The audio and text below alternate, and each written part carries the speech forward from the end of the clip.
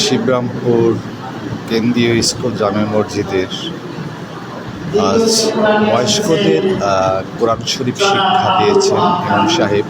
তাদের হাতে আজ কোরআন শরীফ তুলে দিচ্ছেন। তারা বয়স্কদের সুন্দরভাবে কোরআন শরীফ শিক্ষা দিয়ে 7 জনকে হাতে কোরআন শরীফ তুলে দিলেন আমাদের এই মসজিদের ইমাম সাহেব, এবং প্রতিটা নামাজিকে সে সুন্দরভাবে নামাজ শিখিয়েছেন, সুন্দরভাবে যাতে কোনো ভুল না হয়। তো বাংলাদেশের প্রতিটা সমাজের ভেতরে এ ধরনের কার্যকলাপ যদি চালু করা হয় তাহলে প্রতিটা সমাজে থেকেই বয়স্করা কোরআন শিক্ষার সুযোগ পাবে। তাই আমি বলবো প্রতিটা সমাজের ভিতরে, প্রতিটা মসজিদের ভিতরে ইমাম সাহেব এবং মসজিদের কমিটিরা সবাই সুন্দরভাবে এই কোরআন শিক্ষার আয়োজন করার জন্য আমি অনুরোধ করছি। এতে সমাজে শান্তি শৃঙ্খলতা ফিরে আসে এবং অনেক লোক ইসলাম কোরআন পড়ার যোগ্যতা অর্জন করে। তো এরা সবাই বয়স্ক এবং তারা কোরআন শরীফ শিখেছেন। তো আজকে তাদের হাতে কোরআন শরীফ দিয়েছেন আমাদের এলাকার মুরব্বিগণ। আমাদের ইমাম সাহেব অত্যন্ত ভালো মনের একজন মানুষ।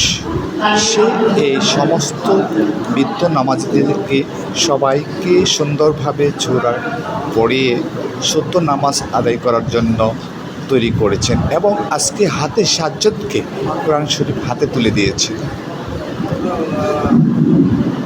আমি দেখাচ্ছি। এখন আলহামদুলিল্লাহ আমাদের কোরআন শুরু হয়েছে যুবকের মধ্যে।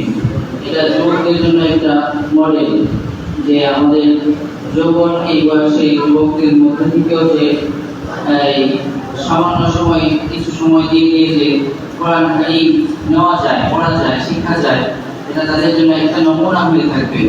তো আমাদের এখন শিবরামপুর স্কুল জামে মসজিদের আজকে উপস্থিত অত্র এলাকার গণ্যমান্য ব্যক্তিবর্গ এবং হাতে তুলে দিবেন আব্দুল সুবহান সাহেব, আমাদের যিনি এখানে শিক্ষকদের একজন।